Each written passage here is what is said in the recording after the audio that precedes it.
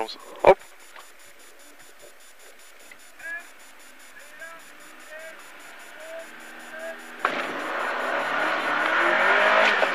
Bra.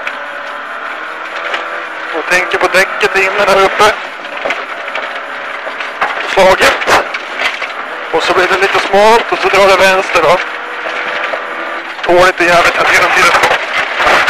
Och tillbaka, ja. Och så är det slaget här då. Och så är det ballinnen. Och håll höger över. Håll igen lite.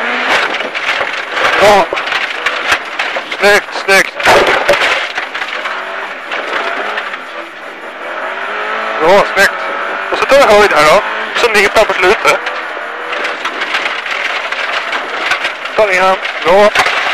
Och så lugnt runt till vänster, lugnt runt. Skitsnyggt, skitsnyggt, skitsnyggt. Tar in lite och så tar vi lite. Bra, snyggt, snyggt. Så en lång här, en lång höger. Bra, och så nippar jag då. Det är bra. Bra, bra. Dra in lite här då.